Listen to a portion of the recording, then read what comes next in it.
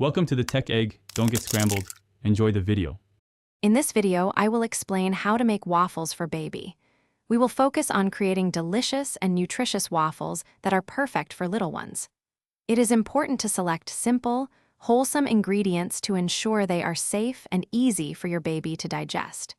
We will guide you through each step, from selecting the right components to serving them safely. Now, let's prepare the batter.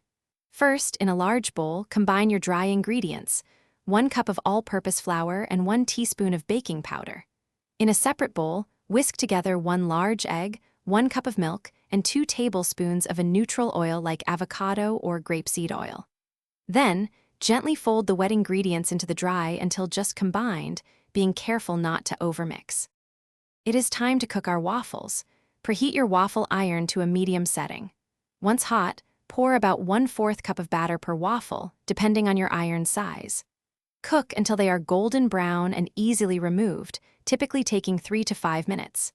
After cooking, let them cool slightly, then cut them into small, finger-sized pieces, perfect for baby-led weaning or easy handling.